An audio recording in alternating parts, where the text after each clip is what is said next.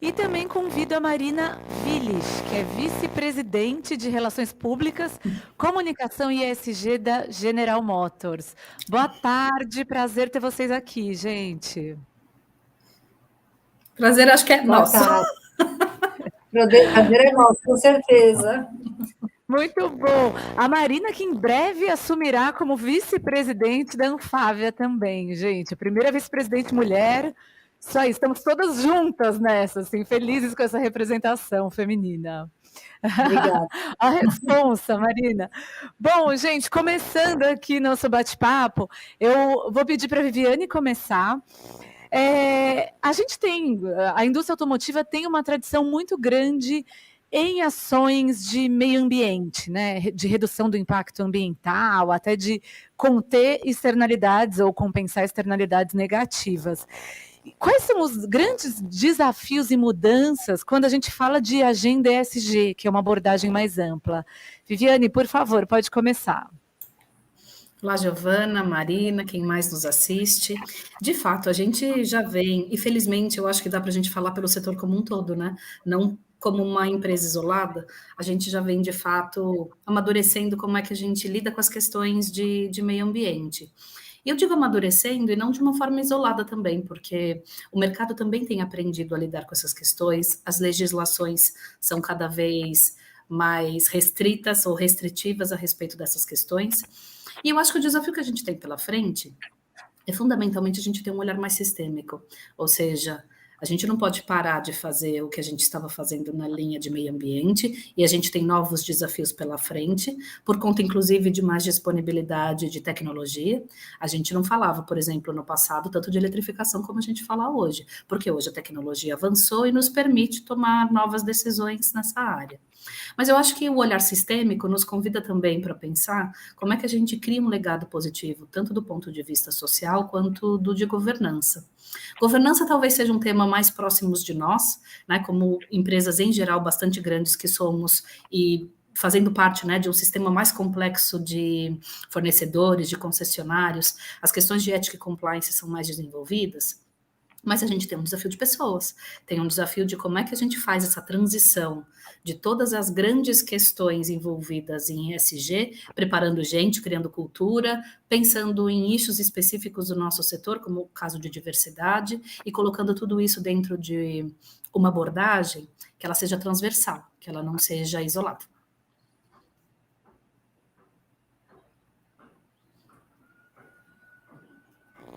Muito bom. É curioso, a gente vinha conversando até antes, né, Viviane, em uma outra ocasião, sobre esse desafio da indústria de operar muito em silos, né, em ter suas áreas muito bem compartimentadas, e aí na hora de unir tudo numa discussão só fica difícil.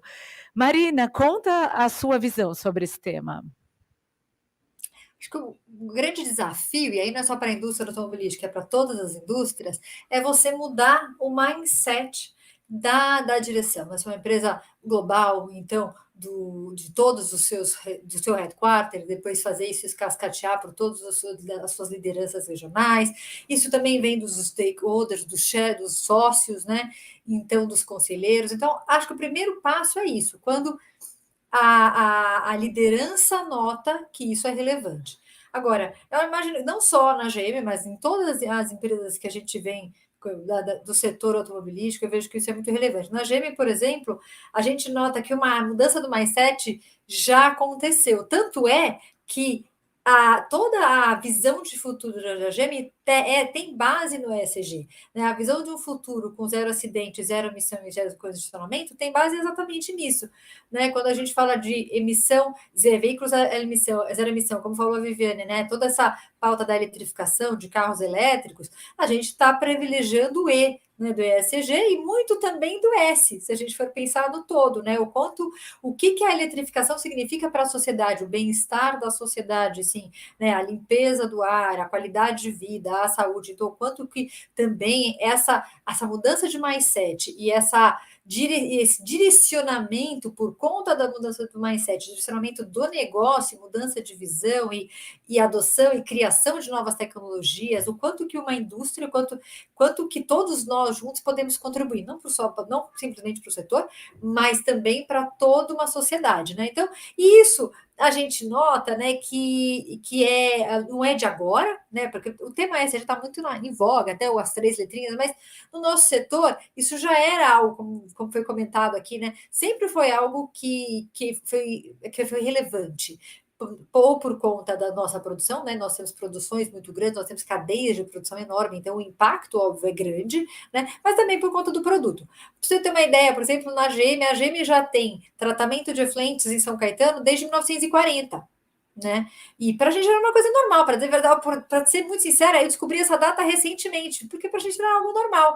A gente sempre aceitou isso como sendo normal. Agora que a gente foi atrás, puxa, olha como isso já está no nosso DNA. Ou então, outra coisa que tem, geração de energia solar, né, que abastece grande parte das nossas fábricas.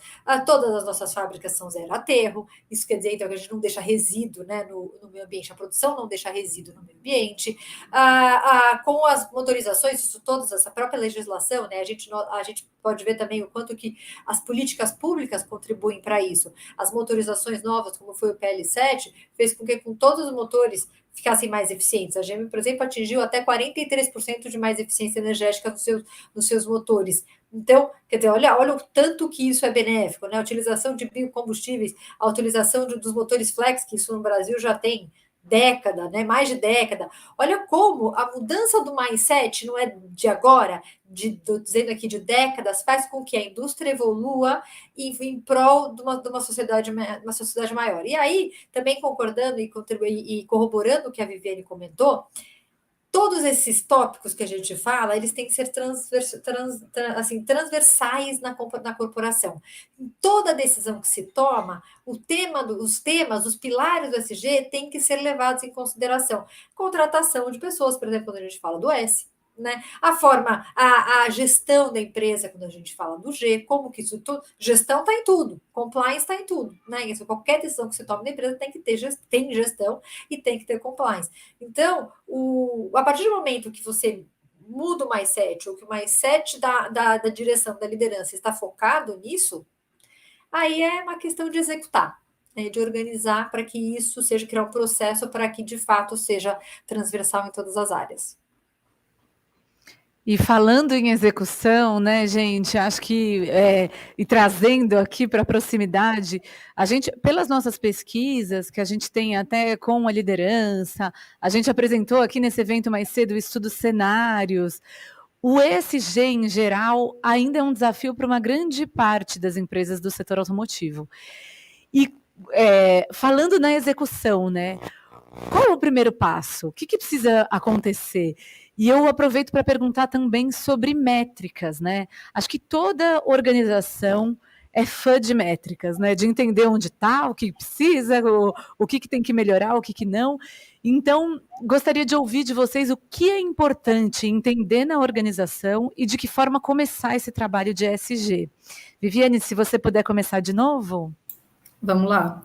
Bom, esse é um tema que eu, particularmente, na minha cadeira hoje, me dedico um bocado. A primeira coisa que eu acho que é um ganho importante é a gente ter o compromisso de ESG dividido, compartilhado com as outras diretorias. Então, uma coisa que a gente tem feito, que tem tido um resultado muito bacana, a minha área é responsável por governança, mas todos os nossos officers, né, ou seja, os diretores executivos regionais, todos eles têm algum compromisso vinculado a ESG nos seus objetivos do ano, assim como o nosso CEO regional e os nossos presidentes locais também têm. Então, quando a gente se movimenta coletivamente, porque é difícil a gente isolar, né, uma determinada questão numa área só. A partir disso, eu acho que uma questão importante que está longe de ser simples é a gente entender onde é que a gente está. E, gente, o mercado evolui muito. Vamos pensar assim, vocês já notaram que o mercado não fala qual é o tamanho da sua pegada de carbono? A gente fala que vai reduzir, mas é muito difícil alguém declarar onde está, porque é extremamente complexo a gente chegar nesse número. E isso precisa de dedicação de equipes, precisa de entendimento onde nós estamos, a gente precisa entrar em parâmetros globais para a gente poder se comparar com outras empresas e entender onde a gente pode melhorar. Isto posto, o primeiro desafio é onde é que nós estamos. A partir daí, a gente precisa entender, precisa ter um critério de onde eu quero chegar e como é que eu estabeleço esses compromissos, esses KPIs e envolvo as pessoas nisso. Então, eu acho que essa é uma atividade que ela tem a característica de precisar sair com uma perspectiva de longo prazo e não de curto prazo, envolver efetivamente as áreas, porque é muito difícil alguém fazer algo de forma isolada. Vamos supor que a gente tenha um compromisso, por exemplo, de mexer em algum aspecto com fornecedores nossos. Isso impacta, eventualmente, o que a gente faz dentro das plantas, isso impacta o que o concessionário recebe, e a gente precisa desse trabalho feito em conjunto. Vou dar até um exemplo prático e que acabou de acontecer. Eu acabei de sair de uma reunião em que a gente tinha presentes pelo menos 80 concessionários para a gente discutir parâmetros de ESG. A gente tem feito muito isso, quer dizer, uma conversa para colocar todo mundo no mesmo barco, para a gente entender onde todos estão, para a gente facilitar o acesso a dados que ajudem cada um, né, cada ente do processo a medir onde está para a gente poder melhorar. A gente tem feito essa atividade com concessionários desde segunda-feira, a agenda vai até sexta, e a gente tem entrado em cada detalhe desse. De novo, estabelecer esse onde nós estamos, ele é bem complexo. E a gente está começando a sofisticar o entendimento.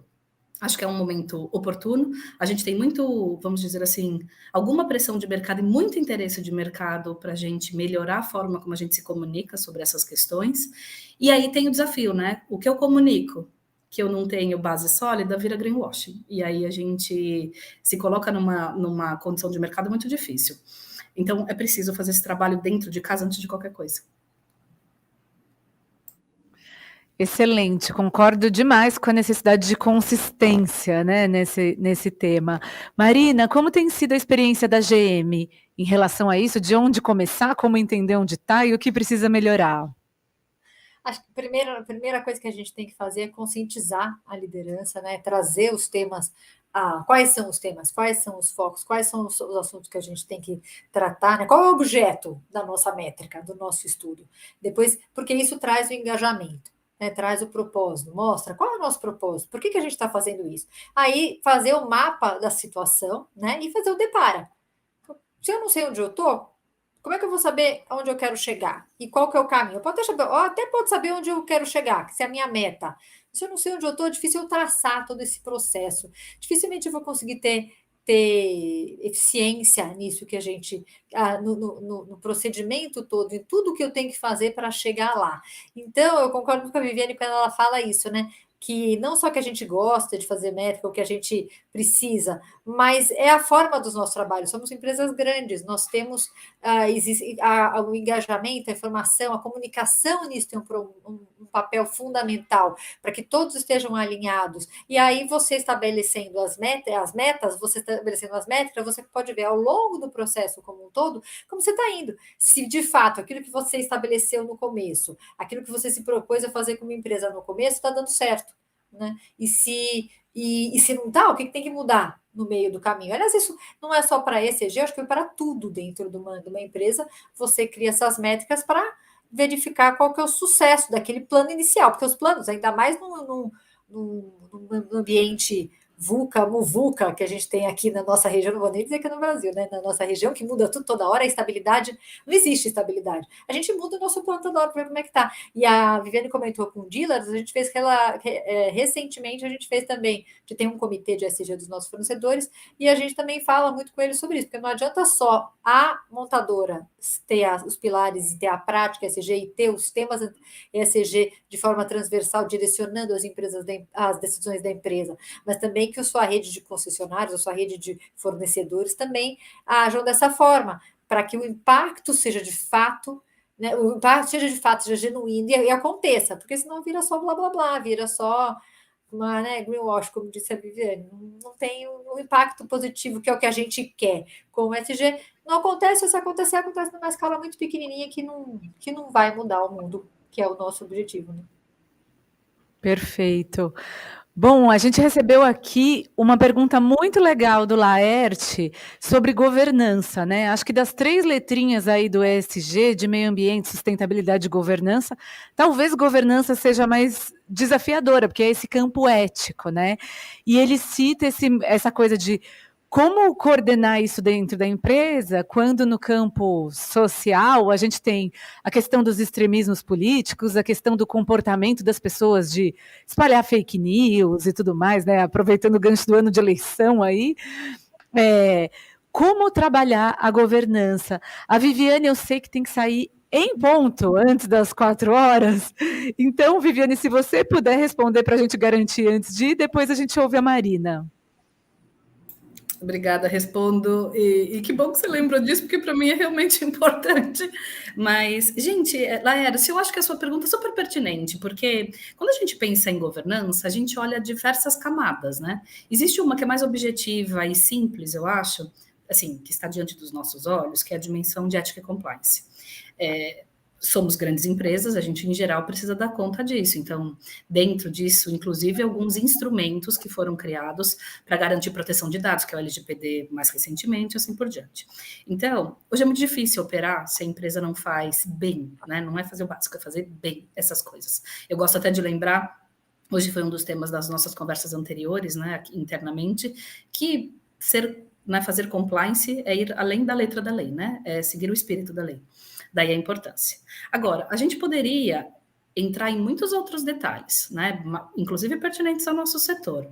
Quer dizer, quando a gente pensa em ser um exemplo de atuação, ou seja, o que o ESG, no final das contas, pelo menos a nossa crença na Toyota, o ESG, ele contribui para... Ela não pode contribuir só para a empresa. Está longe de ser só uma questão de imagem e reputação. O ESG, de certa forma, não é uma garantia, mas é algo que nos deixa mais alertas que o nosso resultado de negócio, ele tem que interessar a empresa, as partes interessadas bem diretamente, tipo fornecedores, concessionários, empregados, mas tem que interessar a sociedade. Então, quando a gente começa a discutir, por exemplo, incentivos fiscais, a gente está falando sobre uma dimensão de governança. Né, eu acho que é claro para todo mundo, a Toyota tem uma postura bastante firme a respeito de como incentivos fiscais e em que momento, de que jeito e por quanto tempo eles deveriam, de alguma forma, acontecer, se acontecem, e todo o nosso pensamento é embasado justamente em diretrizes ao pensamento de ESG. É importante, às vezes, ter uma nova tecnologia facilitada pelo governo, para que ela seja rapidamente colocada em prática em benefício para as pessoas, mas em algum momento, será que se a gente traz, né, em forma de incentivo, algo que seja mais de longo prazo, né, para o setor, quem de fato é beneficiado? Será que em algum momento, onde que está a inversão da curva, em que a empresa passa a ser mais beneficiada do que a sociedade como um todo? E, gente, são coisas que é difícil a gente cravar e falar assim, não é assim ou é assado. Isso a gente leva uma série de coisas em consideração, mas quando uma empresa define a sua estratégia de governança, ela deveria olhar essas 3 coisas: olhar para si, olhar para a sua cadeia de valor direto e olhar para toda a sociedade. Então, nós somos guiados por essas 3 perguntas na Toyota. Maravilha, Viviane, super obrigada. Que bom que deu tempo de você responder essa. Fica à vontade. Ficar mais uns minutinhos e ouvir a Marina até as 4, pelo menos. Que bom, que bom. Marina, traz a sua resposta para a gente. Na verdade, eu acho que não devia ser ESG, devia ser GES, porque sem o G, sem a governança, não vai ter o E e o S, e se tiver, não vai ser efetivo. Porque as boas práticas, quando dentro de uma empresa, e aí tanto faz se ela é pequena, grande, média, aliás, eu diria como dentro da nossa família, né? Se você não tem a governança, se você não tem a gestão, se você não usa boas práticas em como gerir aquela sociedade, aquele universo de pessoas e de bens de produção, o resto não funciona da forma como você quer, ou então, como disse Viviane, não beneficia a sociedade como um todo. Então, a empresa tem uma função social. E quando eu digo social, não é a do S só, é a função dela, né? Para que serve uma empresa? Né? Como que ela contribui para todo o universo onde ela atua? Qual é o impacto positivo e negativo que ela pode trazer? E a gestão, faz a boa gestão e e a administração da empresa com base nas boas práticas, e aí também não é só a lei, ou não é só as regras de compliance da empresa, mas sim o fazer o certo, né? E toda decisão que for tomada é pensando no impacto tanto para a empresa quanto para os indivíduos internos e externos, como também para a sociedade, qual o impacto que aquela decisão está gerando. Né? E aí, criação de políticas públicas, por exemplo, né, agora na Anfávia, que você comentou da Anfávia, a gente fala qualquer discussão que a gente tem na Anfávia, que a gente leva para governo para implementação de políticas públicas novas, são exatamente isso, né? O que é o correto? Às vezes a lei nem existe, a gente está até propondo uma legislação nova, mas qual é o impacto social que ela vai ter na sociedade? Né, como um todo, isso vai ser benéfico? Não vai ser só benéfico para a empresa. Então, o G, na verdade, eu considero sempre o G o maestro da orquestra. Você pode ter o melhor pianista, você pode ter o melhor solista de violino, você pode ter o melhor flautista. Se o maestro não está coordenando toda aquela orquestra, todos aqueles músicos excelentes da forma correta, o impacto vai ser péssimo. O som vai ser horroroso e o concerto não vai funcionar. Então, o conjunto da obra tem que ser favorável não só para a empresa, não só para alguns indivíduos, não só para a sociedade, tem que ser bom para todo mundo. E isso é que o G contribui exatamente nisso. Eu não acho que seja o maior desafio das empresas. Para ser sincero, eu acho que a maioria das empresas, e aí não vou só falar das grandes, das montadoras, mas as grandes têm que demonstrar isso, né? Nas grandes tem as métricas, porque a gente tem que, quem tem ação em bolsa, quem tem acionista, pessoa física, por exemplo, a gente tem a obrigação de demonstrar isso. Mas tem muita empresa pequena, média e grande, que empresários individuais, as startups, que já começam com isso. Quando a empresa começa com esse propósito, né? Eu acho que o negócio se torna mais eficiente. E aí, trazendo aqui para o meu lado também da comunicação, muito importante que isso fique claro para os funcionários, por exemplo, porque, e é o maestro de novo, se todo mundo toca com a partitura da mesma música, a tendência é que todo mundo toque a mesma música. Se cada um está com uma partitura diferente, tocando num tom diferente, obviamente que a música vai ficar diferente. Então, para que tudo caminhe de forma mais eficiente e de fato mais suave também, e mesmo considerando todas as inconsistências que a gente tem, normal do dia a dia do nosso país e em todos, independente de eleição ou não, quer dizer, a instabilidade faz parte do nosso dia a dia, você ter regras de gestão, você ter regras de compliance, você ter as regras do jogo ali da empresa, né, de como que as coisas devem funcionar no momento de uma decisão, que está num crossroad lá, né, que você tem que decidir pelo A ou pelo B, que você tome a decisão com base nessas regras, a chance de você acertar é muito maior do que se essas regras não existirem. E aí, então, o poder da área de comunicação de difundir toda essa base para toda a empresa. Maravilha. Viviane, acho que você está aí com o seu tempinho contado. Está no limite. Giovana, eu queria só te agradecer. Eu acho que é tão importante a gente poder falar sobre essas temáticas que vão guiar as nossas decisões no futuro. E eu acho que tem um pensamento que eu aprendi já ainda em outra indústria, que é a nossa responsabilidade do tamanho do nosso privilégio. Então, eu acho que a gente tem muita oportunidade de contribuir e, da parte da Toyota, estamos aqui abertos e operantes para fazer essa diferença. Obrigada. Muito bom, obrigada, Viviane. Obrigada, Marina, pelo seu tempo também, foi um prazer enorme. Eu adorei essa questão do maestro da orquestra, porque no fundo, quando a gente olha a governança, a gente tem tanto no setor automotivo escândalos, problemas éticos que rolaram, sei lá, na última década, quanto em outros segmentos, né? A gente está vendo aí a compra do Twitter pelo Elon Musk, as questões que isso levanta e tudo mais. Então, acho que de fato é essencial a gente olhar com atenção e conduzir esse assunto com a seriedade que demanda. Gente, super obrigada pelo tempo de vocês. Espero que em breve a gente tenha outra oportunidade de estender esse assunto. Obrigada, Viviane, obrigada, Marina. Obrigada, Giovana. Muito bom poder ter participado desse painel de tema tão importante e também tão legal de poder mostrar o quanto as nossas empresas e o nosso setor contribuem para as 3 letrinhas. Sim, com certeza, né? Muito bom, gente. Obrigada, boa tarde para vocês. E a gente segue aqui com a nossa programação. Vamos falar agora, o último painel, nossa última discussão é sobre expectativas para o mercado de caminhões e de ônibus em 2022, e eu convido o Bruno de Oliveira para fazer esse último debate.